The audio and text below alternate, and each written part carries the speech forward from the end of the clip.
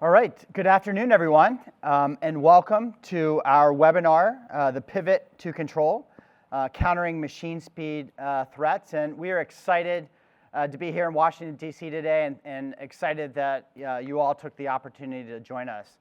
My name is Brad Mederi. I'm the president of our federal cyber business, and I'm joined here by two of my esteemed colleagues, Andrew Turner, who's the president of our commercial business, and Aaron St. Miller, who is our Vice President of Cyber AI.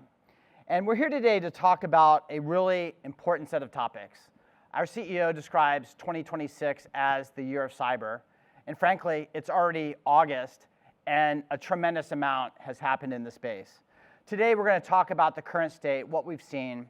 We're going to talk about what we view as the future of cyber defense, and we're going to talk about a new innovative capability that we've developed called Guile, which is a counter AI solution to defeat the agentic threat.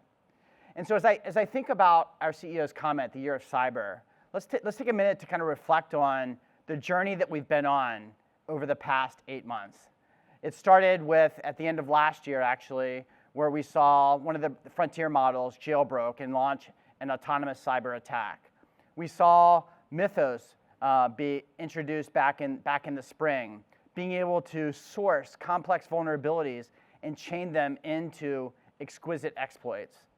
Recently, we saw Hugging Face and OpenAI, where a model escaped the box, out of the range, and compromised an environment. We saw the same thing with Anthropic.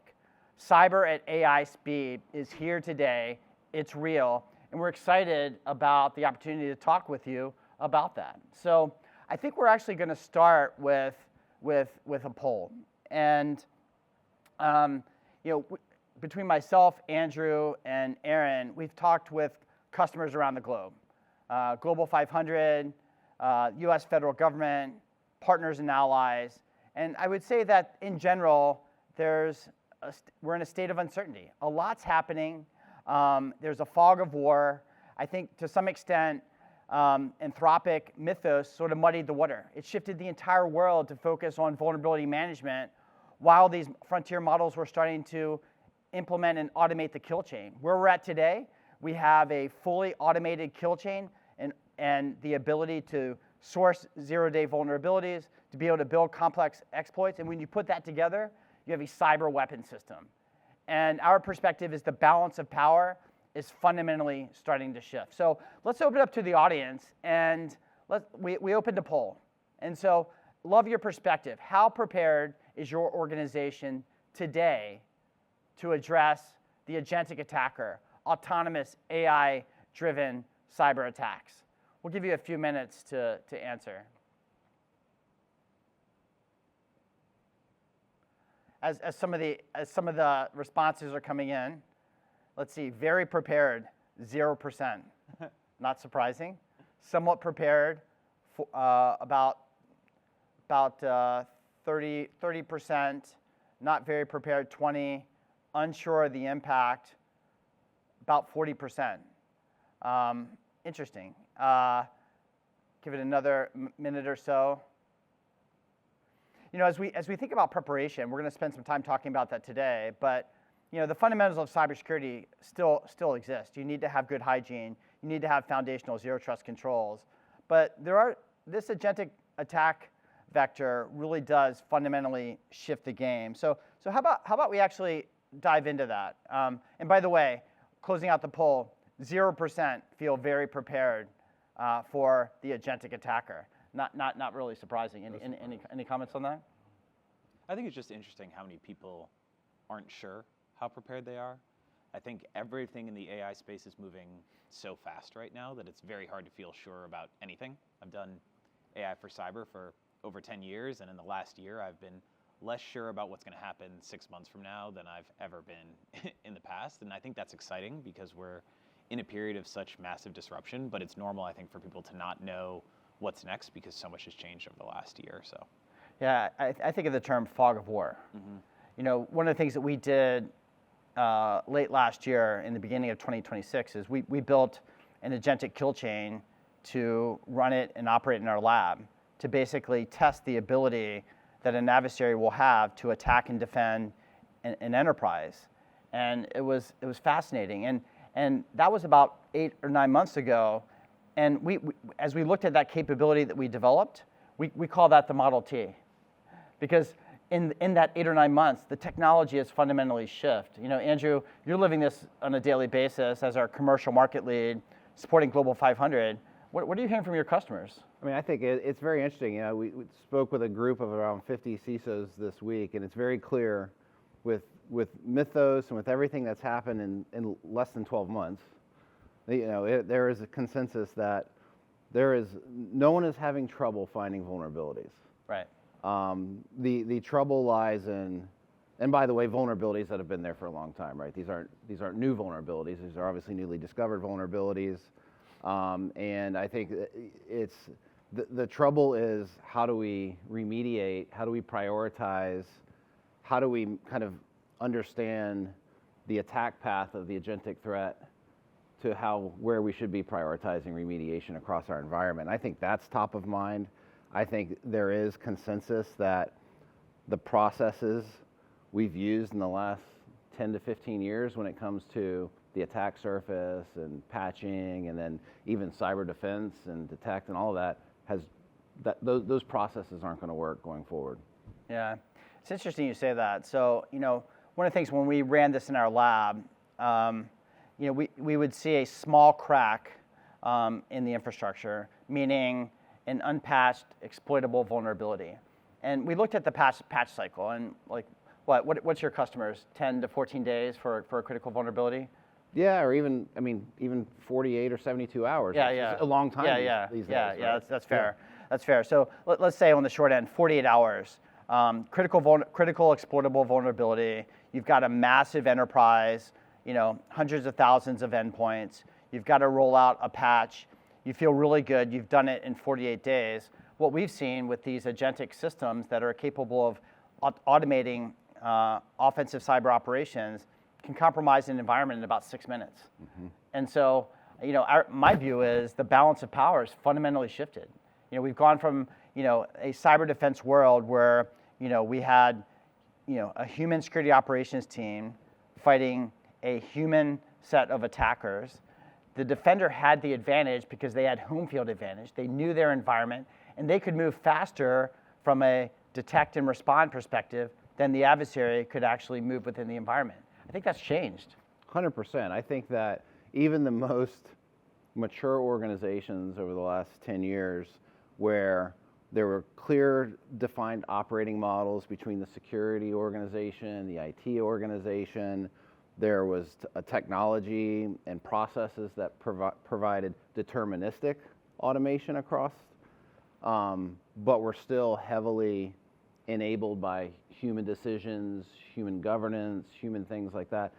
Even the most mature are very legacy today in that process. Yeah. I remember we were talking a few months ago, and you had a phrase, Brad, that stuck with me. It's like, I don't envy the position a CISO is in right now. So we say it's 48 hours to patch a vulnerability. I'm sure we could do another survey sometime and ask folks how often do they meet the target KPIs for patching vulnerabilities, and I assume that a lot of folks are not getting to the threshold they want. And part of that is because rolling out new software, upgrading new software, introduces a myriad of risks. It can introduce new vulnerabilities, and it can introduce operational outages to the actual systems themselves. So there's a lot of stress on the CISO right now to reduce their exposures, but also balance that with pace also introduces its own type of risk as well. Well, yeah, and the pace of change and the demand for more product, faster source code, faster development. I mean, that's increasing, which is even driving even more volume of defects and other things like that need to be managed. But I'm confused. So I was at Black Hat 2 weeks ago, and I talked to 1,000 cybersecurity companies, and they've all solved the problem. So what's the problem? I think it's very easy right now in the AI space to turn AI on for a product or workflow and feel like very quickly you've solved the problem. Yeah. The ability to go from I don't have a capability to I have a capability that uses AI and it's fully automated, that window has compressed very quickly. The challenge is then taking that and making it real. and the actual operational integration of the capability. It's with the way we can use AI to build new software and integrate new software, it's very easy to build a prototype. It is very hard to integrate it into operations at scale for organizations. And I think right now, folks are seeing what the promise is of AI for cyber, but they're not able to fully realize the scale of that promise yet for a million reasons. And I think, historically with the determined human adversary, we've had technologies, we've had EDR tools, we've had some point controls that could buy down a lot of risk, and that's all changed.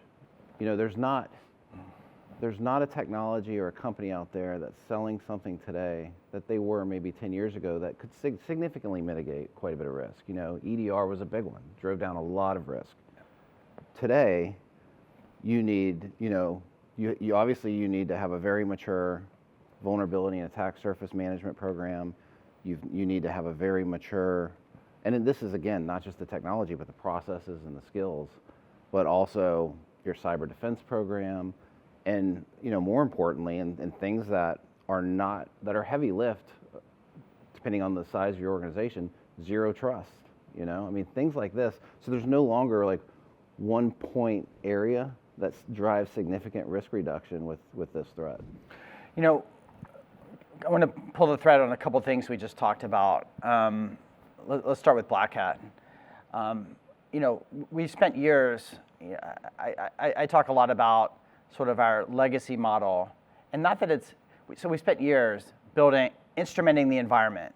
We build data pipelines that pull all this data through. We run analytics against it in stream. It goes into a pane of glass. We triage, escalate, and then we do response. And so what I see a lot of time being spent on, and I consider it automating the past. We're applying agents and automation to processes that may not scale to defeat this AI-enabled adversary. What's your reaction there? 100%. I think the processes that we've developed, and let's use the detect, respond, recover process, a very linear process was very human-enabled, right?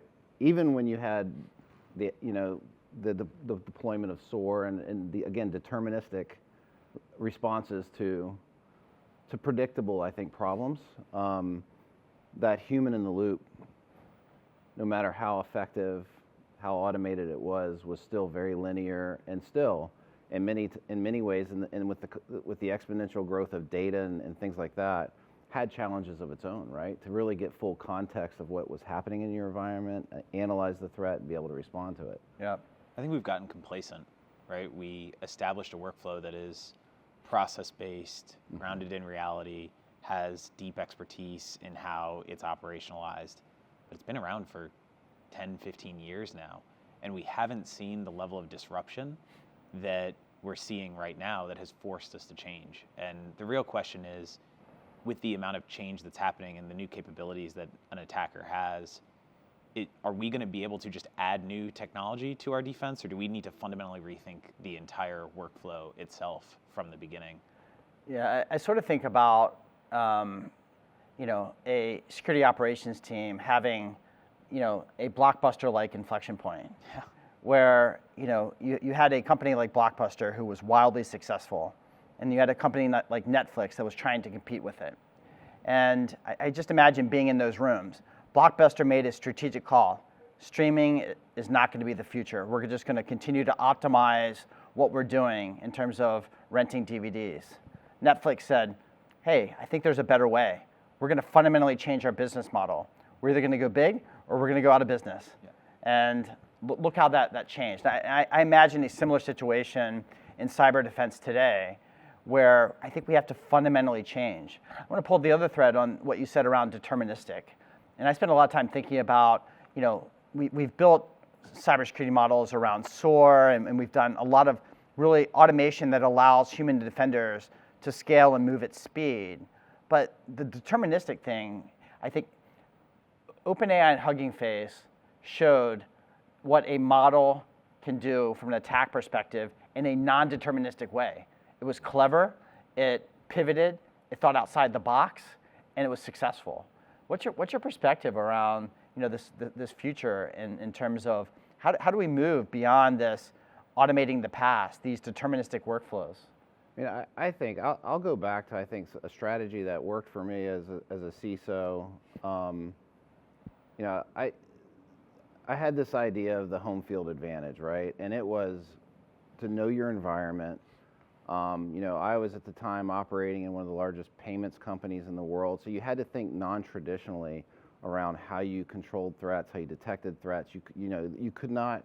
There were just certain levels of controls. You didn't have controls on mainframe, so you had to really focus on truly knowing your environment.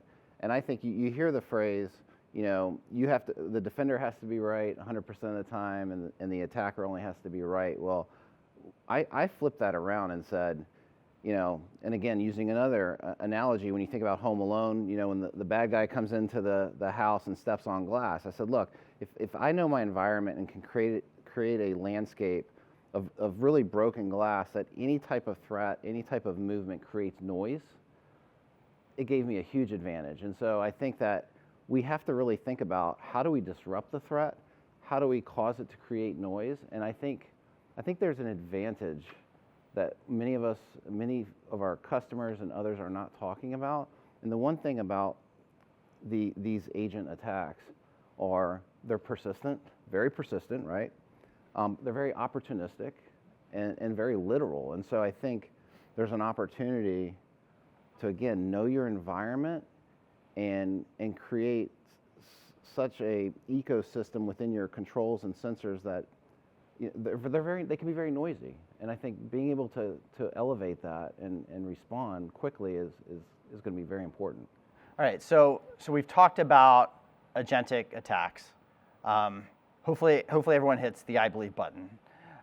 We've talked about kind of the current state of the enterprise, detect, respond. We're on the journey towards modernization. Mm-hmm. I guess strategically, I talk to a lot of our customers, but are folks at the point where they've hit the I believe button, adversaries are going to use AI to attack my enterprise? And are they at the point where they're justifying transformation and modernization in their programs? Let's hit on that before we go into the next section. I think people are at that crossroads right now. People see the increasing threat. They see the fact that AI can be used offensively. We've seen a lot of studies and reports that are showing the way AI is being used by attackers today. I think some organizations are sitting there and saying, hasn't happened to me yet, why do I need to worry about it? And I think that's a question that every defensive cyber organization needs to ask. Do you want to wait till you get popped before you start to build defenses against it, or do you want to plan ahead and see the trend? It goes back to your blockbuster example. Yeah. If you start to see the world changing, you don't want to be victim to the consequences of that. And some organizations right now have an opportunity to protect themselves from the future state of the attacker. I'm not sure everyone is going to do it. Some may need more evidence. Others may be more proactive. And I think in the conversations we're having, we're seeing that bifurcation in the ecosystem of how much risk do people want to take with the new evolving threat. Yeah, I agree. I think folks believe. I think still the question is what can we do? Yeah. Right? What's available today to actually, and keep in mind, many of these frontier model companies are less than 5 years old, right? And so even the governance and the controls within to manage these models, as you've seen with Hugging Face and others, is still very nascent, right? Yeah. And so you're kind of left to protect yourself and understand, okay, what is available today? And I think that's what a lot of folks are asking, particularly our customers. Yeah, one of the expressions I love is the adversary gets a vote. Yeah. And so, we spend a lot of time talking about Anthropic, Mythos, OpenAI, Grok is really good, and the capabilities that they provide. Now, within the US, I think we've taken a responsible approach, limiting distribution, putting guardrails on the models. But the reality is, the Chinese models, there's going to be parity. Our view, 6 to 9 months, there's going to be parity. The Chinese models will offer autonomous hacking capabilities. And to date, we haven't seen any appetite to put guardrails on those models. And so to some extent, I think we're approaching a horizon where hacking is going to become democratized. And this is going to go from a couple of isolated incidents where we see things escape outside of a box to not only nation states, but criminal organizations. We're going to see more ransomware, more cost imposed against critical infrastructure. I think we're approaching a sporty time. Yeah, there are consequences to some of these things as well. And we'll talk about this more as we go along, but the attacker doesn't have to use guardrails on their model. They can cut loose the true capability of an autonomous attack. Defenders, because AI can be compromised as well, are forced to secure their own models. When you add guardrails, when you add security, your model is less effective at some of these cybersecurity actions. And so the attacker can drive the car at 150 miles an hour. I think defenders, because of the risk added to doing that, are driving their car slower, and that creates a problem. Yeah. Big lesson learned from Hugging Face. If you're using some of these frontier models in incident response, test them ahead of time. Yeah, exactly. All right, let's pivot to the next section, which is around future of cyber defense. I joked about Black Hat. I really wasn't joking, by the way. There was a lot of tools and technologies out there. It was a little overwhelming. I walked the floor, got my 30,000 steps in, and I had a hard time discerning most of these companies from the other. And so let's talk about, as an industry, how do we fundamentally need to think about the future of cyber defense? I think if we look forward and we assume both sides are fully automated and they're fully cut loose against each other, my concern is that the attacker will win the vast majority of the time. Too much of our workflow defensively is reactive. It's see an alert, make a decision, respond to that. If the attacker is operating at machine speed, if both sides are operating at machine speed, the attacker has that first step advantage. They have a model that can do more, it has less guardrails. So I think we're at the point now where if we're going to automate today's workflows and truly apply AI defensively, we need to buy more time. We need to buy more time for us to change the way that we do our workflows, and we need to slow the attacker down in a way that our now automated defenses become an asymmetric advantage for the defender as opposed to a pure foot race, which I think the defender will lose most of the time. I 100% agree with that. And I think that buying time is so critical right now because I think, look, there's still principles that apply that need to happen, right? Zero trust. Companies are still cleaning up identity platforms. Identity's been the new perimeter for at least 5 to 10 years now. And there are still foundational things that have to happen. But whether it's in the federal government, whether it's in a Fortune 500 company, those things take time. Yeah. They take investment. In many cases, you still have to run your business while you're deploying these things. They can be disruptive, but they're so critical and so continue to be so important from a defense in depth. And so the thing that we need to provide now is how do we help companies buy time? Yeah. So they can continue down those very important foundational elements to again create more of a resilient, fortified enterprise ecosystem to counter the threat and manage this. But that takes time. Yeah, so we need some network speed bumps. That's right. All right. So yeah, earlier we were talking about some of the work that we've done around the full kill chain, and so we built, and we partnered together to build what we call Coliseum, and so Coliseum is our cyber range, right? And we stage red versus blue simulations, and red is attacking, blue is defending, and they're learning from each other. And it's been awesome to kind of watch the evolution of the models. And Andrew, I wanted to pull the thread on one of the things that you said, home field advantage. Home field advantage is certainly in the past a key advantage, right? Because you know your own cyber terrain. One of the things that we saw in the range environment is now with these agentic models, they can discover your environment at scale faster than you can actually identify a gap. And the smallest configuration, a system without multi-factor authentication, a configuration file exposed, it will find it in it'll find a needle in a haystack, 100% of the time. Mm-hmm. So on the range side, Aaron, you've done a lot of security research in the area. Can you talk about some of the work we've done there, and then after we go there, we'll hit on some of the lessons learned? Yeah, it's interesting. You need to stress test the attacker versus the defender when the defender has industry standard defenses employed. And generally, we've been able to validate what some may call fear-mongering, but what all the studies are showing, that when the campaign starts and the attacker is fully AI-enabled, they win the vast majority of the time. If they have the right tools, they have the right harness, they have the right model, they're going to win against our current state-of-the-art defenses. And so I think we've been grappling with what that means for us. Probably 9 months ago, we had our first breakthrough on applying AI for red teaming and offensive cyber, and Brad walked into my office and was like, all right, now you got to figure out how to stop this. I'm like, well, that's going to be very challenging. And I think what we've come to as a conclusion is that while AI is exponentially increasing in capability, the security of AI is not increasing at the same rate. And if the adversary is going to let their model run wild and free, we have an opportunity to exploit the fact that that model itself has flaws in how we instrument our own defenses that can degrade the attacker's capability to the point that they're going to have to revert back to manual methods. And if the attacker reverts back to manual methods and AI becomes a tool instead of an automation capability, we can restore some asymmetric advantage defensively to ourselves in how we use AI operationally. All right, so lessons learned? Lessons learned is if you fully automate both sides of the equation, the attacker will win.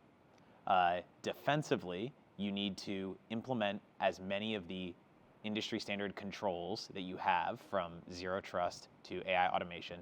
That is now table stakes. And the next question you have to ask is, how do I now buy time and slow down the attacker? How do you shift the advantage back? Exactly. All right. So we've learned a lot. Booz Allen, we've introduced our Velox product suite, and we're here today to talk about a counter AI solution. Let's talk about where we're at there. Yeah, so Guile, very, very excited about this. It leans on all the pieces that I've been talking about before. I think as we've looked at the capability the attacker has, we need to find a way to standardize the ways in which we can degrade that attacker's capability. And so the fundamental idea of Guile is that we have combined deception technology with counter AI methods to break attacker capability. And so I think we've seen writ large that deception works well against agentic attackers. You're going to start to see some reports that will show the same thing. Some of the studies that did a forensic evaluation of the Hugging Face incident came to the same conclusion. And that's because attackers and AI models are very literal. We train these models to be literal. When I ask a model a question, I want it to answer the question that I asked it. I don't want it to go off on a tangent. So models are literal. When they see something that is vulnerable as part of an attack, they will pick it up and pursue it. So while most deception technologies are using that as a way to distract the attacker, we've pulled that thread and we're actually using deception as the tool to implement more counter AI methods. And so the idea of Guile is we need the attacker to pick up content. It's better if they're picking up not real content or fake content. When they pick up that content and they bring it back to their model, we actually deliver specific effects on the reasoning engine that's driving the attacker's kill chain. So we're actually degrading the brain of the attacker, we're not just distracting it. And there's a whole bunch of things we can do with it, but we've seen massive amount of success with the capabilities we've deployed it operationally. All right, so Andrew and I will translate. Velox Labs is where we do our security research. Yeah. We have a range called Coliseum. Yeah. We're running red-blue simulations. We started, as we built the agentic kill chain, the red, we saw the advantage in the balance of power shift to the attacker. And the strategic question was, not only how do we accelerate the implementation of foundational controls, but how do we slow the attacker down to start to shift the power back to the defender? Yep. Yes? Yep. All right. 100%. And so, Andrew, you have been deeply involved from a customer perspective, building this capability, thinking about how to apply it from a cyber defense perspective. Help us understand it. I mean, I think this is game changing. Again, it really helps the enterprise buy time to do the big things right and get those deployed. But more importantly, again, it really helps counter some of these behaviors of persistence, literalness, and and opportunistic behaviors that these agents have to, again, create noise, not just create noise, but give you an opportunity to even gather intelligence, understand, what was the intended target, why, all of these different things. And I think that mixed with how you can strategically deploy this, whether it's, in front of web applications or even around crown jewels. I mean, I think this does kind of turn the tables a bit. Yeah. All right, so counter AI, the solution came out of Velox Labs, came out of the range. Let's go through one more time. All right, describe how it works.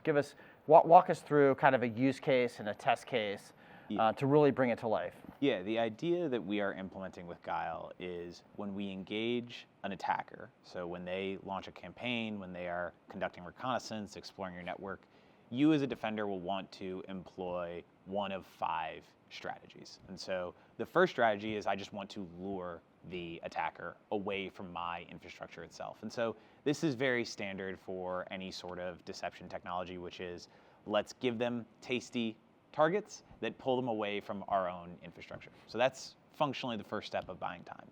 Once we do that, we can actually implement more expansive strategies. And so there's some trade-off there. The more that we lure them through what we call a bait chain or more content, the more that we can actually manipulate the attacker's model to achieve our objectives defensively.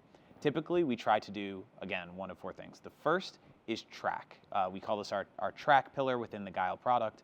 As we bring the attacker in, we can start to fingerprint it. We can understand where it's coming from, what tools it has, what model it's using. That is rich intelligence for our defensive cyber organizations that allow us to instrument a range of defenses in real time and share intelligence on what attackers are using from an offensive perspective. The second thing we can do is we can burn the attacker's tokens, so create an economic advantage for how we do things. This is, I think there's 2 pieces to this that I want to hit on. One, the way that we implement Guile does not require an organization to run AI in their environment, so their cost to operate is extremely low. Meanwhile, the attacker is using AI to execute the attack. Their cost can be very high. When we talk about burning tokens, we can do one of 2 things. One, we actually lure them again into separate places. We send them down a rabbit hole, very standard. But what we do differently is we actually degrade the underlying reasoning of the model itself. So when it goes to use a tool, when it goes to automate a workflow, it's more token expensive. It gets stuck in these processing loops that actually lead to the execution of the kill chain to be less efficient. So when we burn tokens, we're not just distracting them, but we're also degrading the way that they work under the hood. Then the final pieces are co-opt and kill. Co-opt, what we're trying to do there is actually control and redirect the attacker to achieve those objectives to a higher degree. As we work with the attacker, it will start to believe that the information we are providing it is true, which allows us to redirect it down more rabbit holes and cause it to burn more tokens. So the longer engagement allows us to manipulate the direction of the model. And the final piece, kill, we're not trying to do anything unique that folks aren't doing today. We're going to use all the tools that are deployed today, whether it's your EDR solution, your firewall, or some of your zero trust solutions. But as soon as we see the attacker pick up something and start to do something near a crown jewel, we'll tell the EDR, let's eradicate that attacker, let's kill that process, and let's eliminate it. And so defenders have a choice.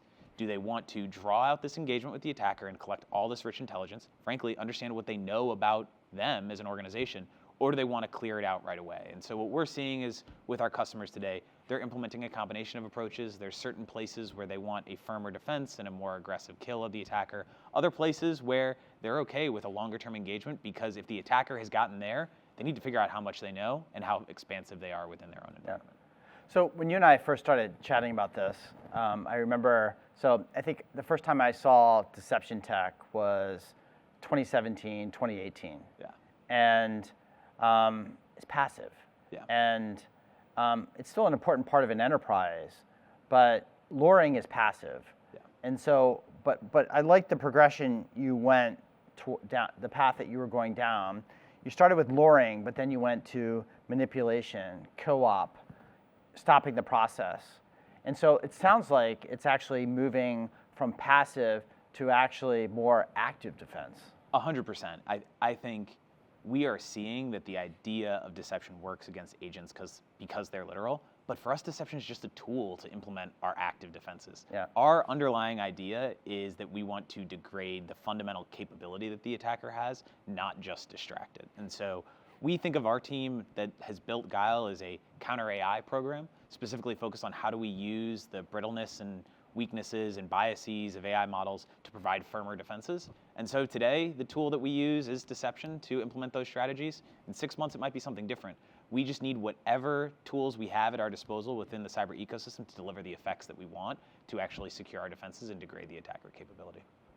I think what's amazing about this too, this is in seconds. Yeah. This is in seconds, right? So those legacy processes that we said all need to change, this is the evolution to starting to change kind of that human handoff. Yeah. All those different things that can occur in that time frame. You mentioned home field advantage before, Yeah. right? That's the one structural thing defensive organizations have at their disposal that the attacker doesn't have. They know where things are, they know how they've configured things.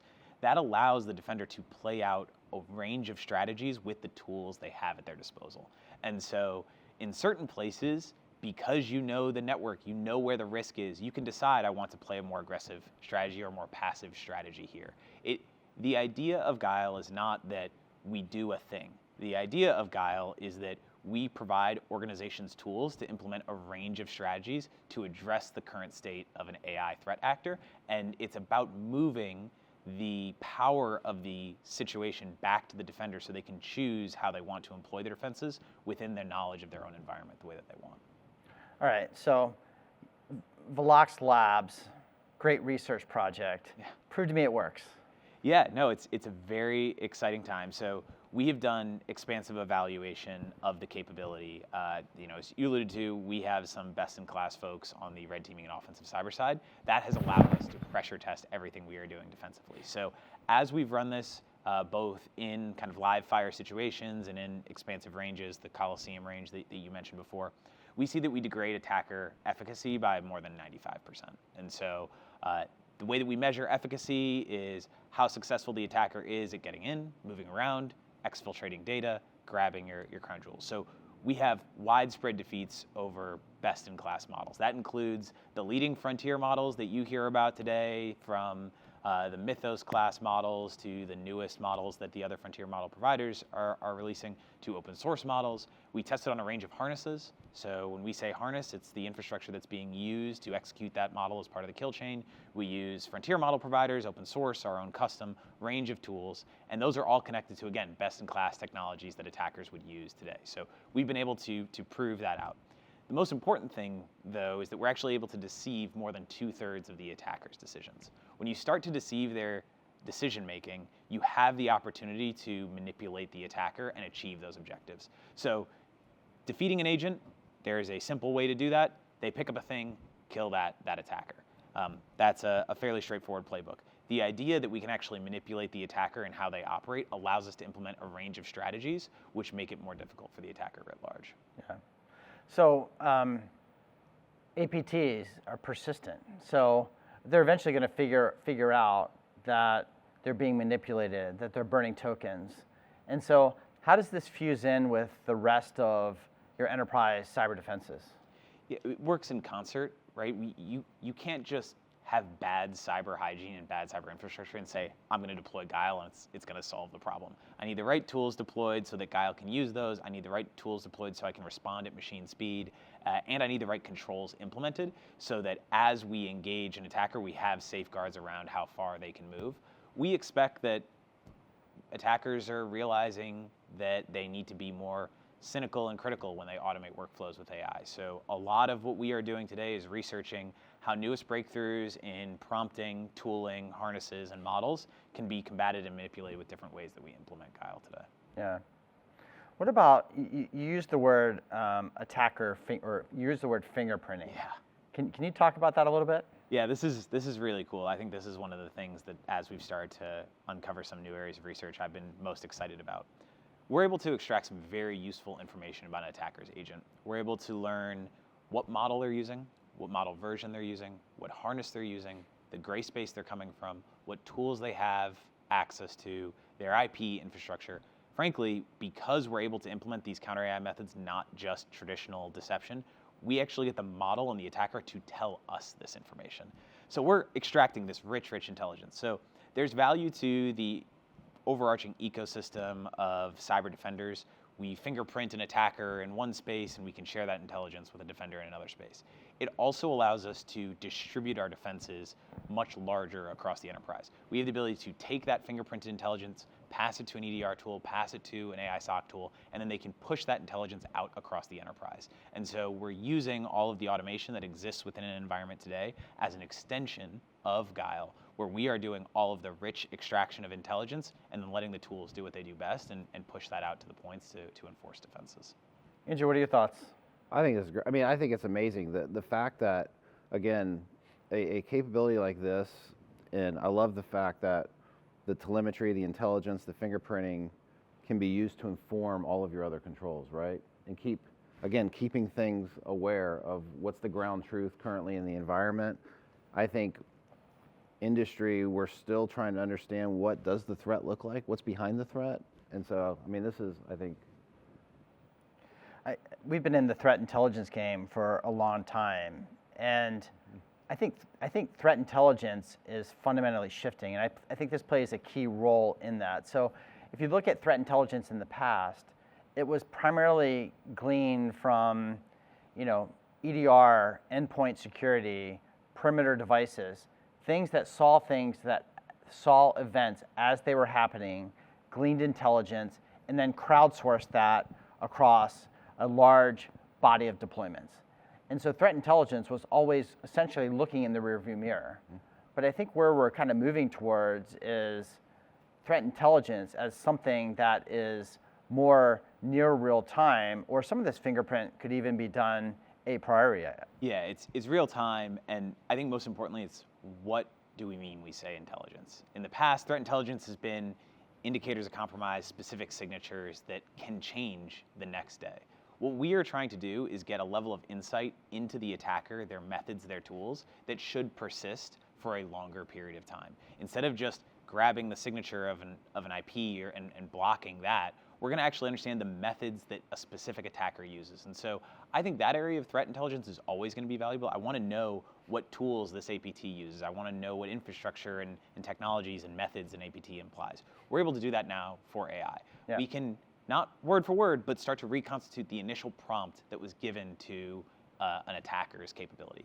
That is rich intelligence on what the attacker knows about you, what strategy they're trying to employ, how they're guiding their AI-based attacker in different ways. And that will inform the broader ecosystem of defenses. It's strategic, it is rich, it is contextualized, as opposed to just being an individual signature or a data point, which is where I think with the rate at which folks are using AI to implement more dynamic attacks, those data points are becoming decreasingly relevant to organizations. All right, so Andrew and I are out talking to a lot of our customers, and obviously counter AI and Guile is a big talking point. We'll get to some of the deployments and some of the things you've seen from an impact perspective in a minute, but one of the common questions that both of us get is, all right, great. You've taken a model in a lab and you figured out how to fingerprint it and deter it. You've built speed bumps. Yep. I can hit the I believe button there. Yeah. But when we started off, we talked about the frontier models and how they're hyper accelerating. When I look at work that we did with the kill chain back in late last year, we call that the Model T now. Yeah. And so in 6 months, the frontier models are going to do things unimaginable. And so help me hit the I believe button that we can keep pace with the change and the transformation of the underlying models that are being used to attack. Yeah, when I think about the way that we started to build Guile and implement the solution, we had a few core assumptions up front. One, AI is going to be used at an increasing amount for both offensive and defensive cyber. That AI capability is going to accelerate faster than AI security. I've mentioned both of these things already. The third piece, which is what you're getting to, is a solution today is going to be irrelevant tomorrow. And so from the ground up, the way that we have thought about building and delivering Guile is designed to be protean, ever evolving from a software perspective. We don't see a customer buying a static version of Guile. They are buying a subscription to our capabilities. The way that we do that is we actually use a methodology that folks within the AI space probably know well called auto research, where we will define an objective, We will give agents all of our tools and methods, and let agents optimize the way that our specific counter AI methods are employed against the current state of the art. Our team affectionately refers to that as the loop pill, because they're often referred to as agent loops. Once you get on the loop pill, the idea of building a solution in the old way becomes irrelevant and static. And so what this lets us do is, as soon as there's a new breakthrough on the AI side, the attacker side, the harness side, we have a new capability that responds to that within a matter of hours and days. And so we've seen this happen in the past. We've seen some of these frontier model providers release new capabilities, new harnesses, new models that drastically warp the performance that we had previously against the old capabilities that they had. We had, there was a breakthrough within the frontier model ecosystem where our success overnight went from 95% down to 60%. That sounds scary, but what we were able to do is get some of those capabilities back into our auto research engine, and we had a new release of Guile within a matter of hours that increased the performance back up to 95%. And so you just have to live in this world that the solutions you have today are going to be irrelevant very quickly, and so you need to think about your defenses as just as protean and evolving, and that's how we've built Guile. We build it that way, we deliver it to folks that way. The more maturity a customer has in taking new containerized software and running it into the environment, the faster we can move with the way we evolve our defenses. Yeah, so I think, I love what you just said. Let me just emphasize that. I wrote down two things. Continuous learning, self-improving. Yeah. And I think that's going to be symbolic or representative of what the future state of cyber defense needs to be in the future. Yeah.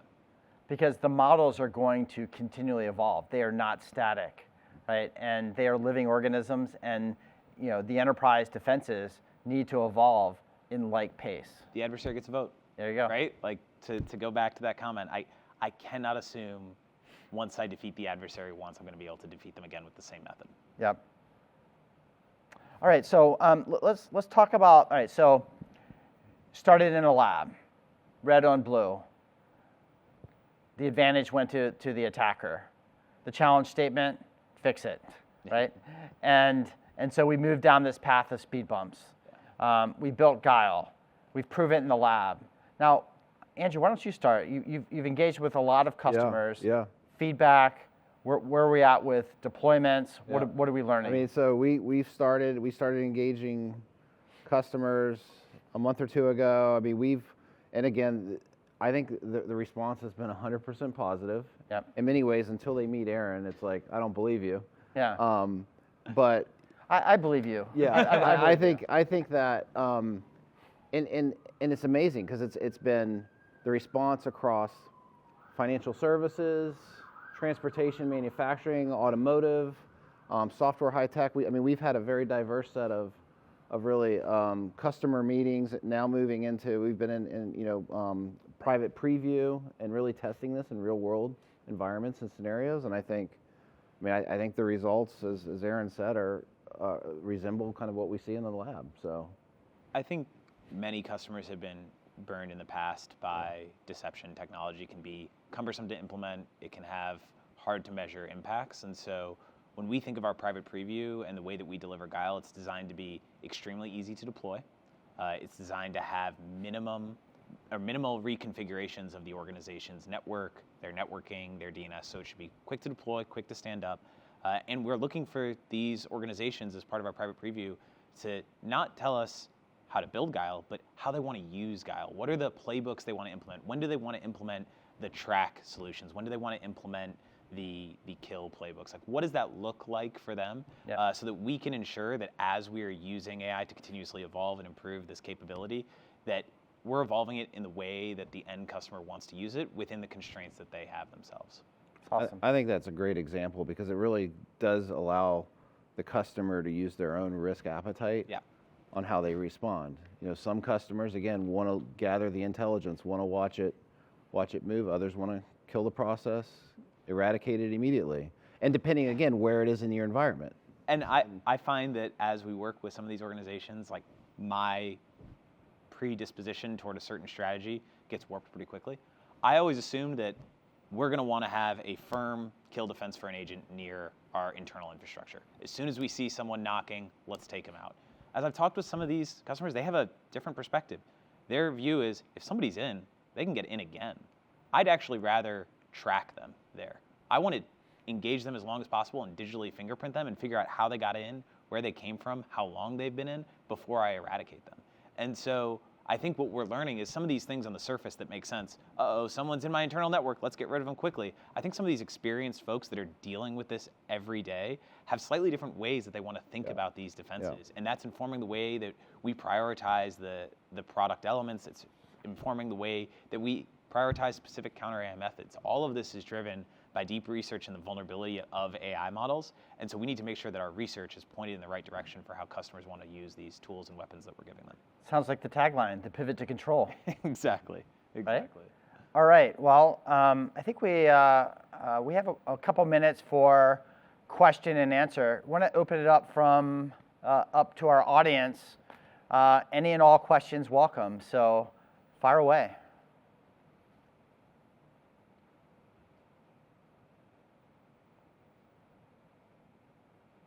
All right. A question around deception or honeypots, the difference and the value prop. I think you hit on that, but do you want to just give like a quick summary? Yeah, again, deception is today's method that we are using to implement these counter AI strategies. It's the means, not the end solution for us. Some of these other deception tools, that is the end goal that they are trying to achieve. And then again, we've built this to be easy and simple to deploy because it needs to be with how the threat is evolving. I know that there are some products that will say it will take 3 to 6 months to fully have their solution realized. I think we're looking at a matter of days to have, from the day you decide to use Guile, to have it deployed into your environment, to adding additional defense to your ecosystem. Yeah. All right. All right. Given how quickly attacker automation is advancing, what do you see as the biggest misconception cyber leaders still have about operating at AI speed? We talk a lot about that. Andrew, you want to? Yeah, I mean, I think we've talked. I mean, I think the knee-jerk reaction is to do the same thing faster, right? To drive more automation of legacy processes, which again are very linear, very serial, and certainly do not address, I think, the time constraint that Guile addresses today. You know, it's a year ago, I think we said kind of the ultimate speed was to detect something in 30 seconds, you know, resolve it in, I don't know, 60 minutes, and now it's, as you said, like 5 minutes seems long. Yeah, for some yeah. of these. Yeah. I go back to what you said about Black Hat, right? Everyone's saying they've solved this problem with AI and full automation. And kind of my conclusion is very easy to deploy agents to automate workflows and put a huge burden on agents to actually execute the process. I think what folks are learning is that can be very expensive. And frankly, if we've proven anything with Guile, it's that those models themselves are extremely vulnerable. And so if you're naively just asking an agent to do all of your cybersecurity for you, that's going to be an expensive endeavor, and it might actually increase your risk more than increase your security. There was something pretty cool at DEF CON, and someone gave a demo of a prompt inject in a log file. Yeah, yeah. Right, and so you know, now adversaries are going to use agentic defenses to their advantage as well. And I think we're in the early days of things like that. I think it's been hard for some of us who've been implementing AI within cybersecurity for a long time to see the way the ecosystem has evolved. There are a lot of folks that, because AI is so easy to use, like anyone can feel like an expert in AI without fully understanding the implications of it. And so even the way that we mitigate that particular threat, like when we think about automating detection and using agents to accelerate alert triage, we're not asking agents to consume the raw log events and do all of the reasoning. We're actually having agents dynamically create detections. We're asking them dynamically create suppression policies and do initial investigations to mitigate that risk. And that's because we're spending so much time understanding and studying the way the actual models themselves work, because it's very easy to just roll this out. And I think, frankly, attackers want you just to roll these things out naively. The opportunity to customize the way you think about AI within your own organization and understand the risks and opportunities that come with the vulnerability in these systems. Not everyone is doing it, but I think the ones that are doing it have a huge advantage right now. Yeah, actually, that goes into a question from Chris at Fusion Cyber. talking about dealing with AI supply chain exploits in the open source package ecosystem. It seems like developer security is a must-have, and I guess Chris's company has created some AI agents that work on this particular problem set. I'll start off by, we actually did, we produced a report around basically the use of Chinese models in national security use cases and highlighting what we view as a really critical vulnerability. And we produced a report. I'd encourage folks to check it out, but it basically showed that Chinese models have context. When given context around US national security, defense industrial base, and prompting them to generate source code, it actually generates source codes with more vulnerabilities than without that context. And so I think that in general, technology outpaces cybersecurity. Yeah. AI is moving at a hyper accelerated pace. And I think that, to Chris's point, the AI supply chain is massive, and we're going to have a lot of issues downstream. Adversary loves when somebody adopts new technology naively without thinking. And so we've seen a ton of new threats today that exploit the fact that agents will just go pull repositories and packages, which is what Chris is alluding to now, just at the speed of light when the developer is building a new software capability. And so there have been some initial defenses that say, don't pull any new packages that were published in the last 24 hours, just a wait period. But writ large, as folks start to use AI more and some of this new technology without thinking about it, whether it's the underlying model or the methods they instrument around it, adversaries are looking for you to do that. And so I think we've spent a lot of time thinking about how the world is changing and what that means from a security perspective. I think that report is a really good pointer in kind of how we need to spend more time researching the vulnerability that folks introduce when they use different types of models in different ways. Yep. All right, so I think we have just about 3 minutes left. How about each of you kind of a closing comment? Andrew, you want to start? Yeah, I mean, I think, look, I think we are at a very pivotal moment where we have an opportunity to actually kind of change the paradigm of how we've operated in the last, I don't know, I can even say quarter century, right? I mean, it's certainly the last 10 years, but I think as Aaron was alluding to, we have to think of our enterprises as living ecosystems, right? Because the threat is certainly dynamics, not even the right word. I mean, it is ever evolving at real time speed. And I think that we've got to think about how we understand our environment. Our environments are obviously changing faster than they were a few years ago, a few months ago. And so this is an opportunity to really think about non-traditional ways that really need to become foundational as we counter the threat going forward. Great. Aaron? I think I go back to your point earlier, Brad, at the rate at which things are moving. I think Guile today, in the way that it is implemented, leverages, I think, a really robust process for understanding how we can exploit the bias and flaws in models for defensive purposes. Today, that looks a certain way with deception and canaries and all of that, but I expect that in 6 months, whether it's Guile or the next counter AI solution, it's going to take a different shape based off how the adversary evolves. And I think what we've spent our time thinking about on our Booz Allen AI team is how we build the infrastructure that we are not limited by the tools at our disposal and the methodology at our disposal to meet the state of an evolving adversary. Yeah, awesome. Well, thank you both. We started off referencing something that our CEO talks a lot about, being 2026 is the year of cyber. We're 8 months in. We've seen a tremendous amount of change in the ecosystem. I think it comes down to the adversary gets a vote, offense is starting to outpace defense, the balance of power is shifting, and back to our original thesis, the pivot has to be back to taking control. And we appreciate you engaging with us today. Great questions, great conversation with my colleagues. One of my motivations is working with amazing people in the industry like you. So we're in the fight together. So thank you very much for today. Thank you. Been a ton of fun. Thanks, Great. everyone.